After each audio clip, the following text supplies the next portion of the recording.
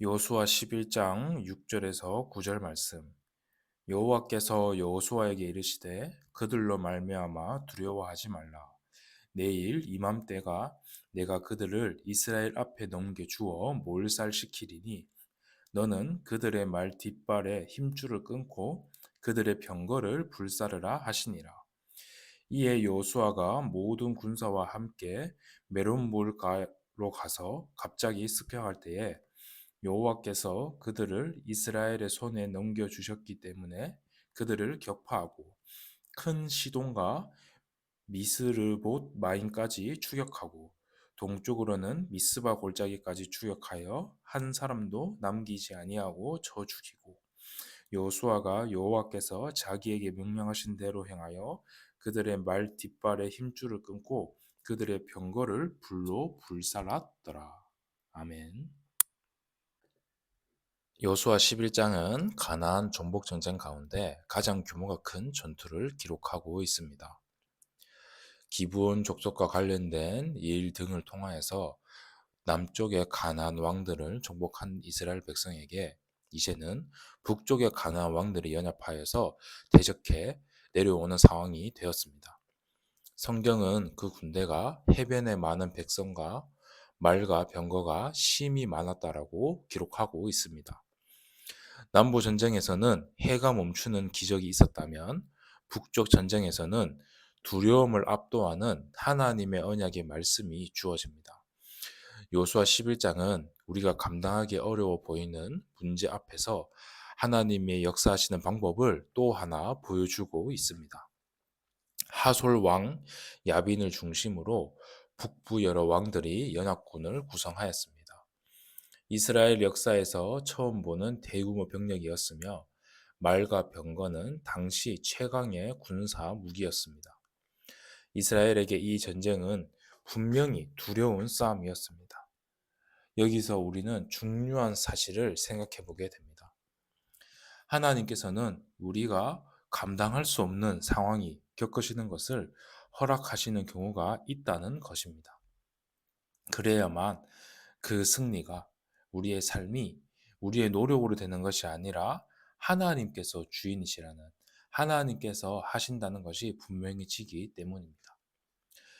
우리의 삶에 이런 순간들이 문제의 크기가 너무 커서 더 이상 누구의 경험이나 능력이 통하지 않을 때에 이때에 우리의 믿음이 시작되어지게 됩니다. 하나님은 여호수아에게 먼저 말씀하셨습니다. 그들로 말미암아 두려워하지 말라. 내일 이맘때쯤 내가 그들을 다 이스라엘 앞에 넘겨주어 몰살시키리니. 전쟁의 결과가 사람의 눈에는 아직 보이지 않았지만 하나님은 이미 미래형이 아닌 완료형으로 승리를 선언하셨습니다. 그리고 동시에 명령하십니다. 말 뒷발에 힘줄을 끊고 병거를 불사르라고 하십니다. 이는 군사력을 너희들이 가지고 있는 그 능력을 의지하지 말고 하나님만을 신뢰하라고 하는 뜻이었습니다. 하나님의 백성은 세상의 무기를 붙잡는 사람이 아니라 하나님의 약속을 붙잡는 사람입니다. 이 전쟁은 하나님만을 붙잡아야 되기 때문에 하나님께서는 하나님만 의지할 수 있도록 우리의 약한 믿음이 다른 것을 의지하지 않도록 배수의 진을 치게 하셨던 것입니다. 여호수아는 지체하지 않고 기습 공격을 감행합니다. 그리고 하나님께서 명하신 대로 말의 힘줄을 끊고 병거를 불사릅니다. 이 행동은 인간적인 계산으로 보면 매우 위험한 선택이었습니다. 그러나 순종하는 것은 항상 우리의 머리로 이해하는 것보다 먼저 나와야 합니다. 하나님의 말씀에 대한 순종이 곧 승리의 통로가 되어지는 것입니다. 우리의 삶도 마찬가지입니다. 하나님께서 버리라고 하시는 것을 붙잡고 있다면 그것이 결국 우리의 믿음을 약하게 만듭니다. 순종은 포기의 결단에서 시작되는 것입니다.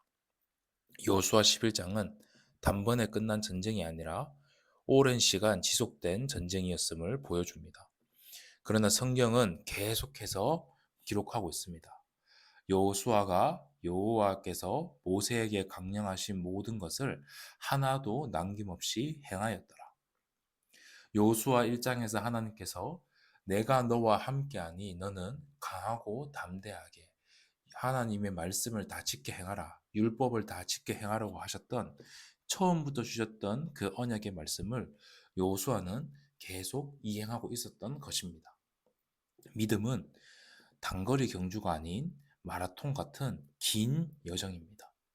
그 긴 여정이 우리는 하나님의 말씀에 순종하는 여정이 되어져야 합니다. 어쩌다 보면 하루 이틀은 쉽게 잘 순종할 수도 있습니다. 그런데 시간이 길어질수록 우리의 믿음은 자꾸 시험 받게 됩니다. 요수아는 끝까지 말씀에서 벗어나지 않았던 것입니다.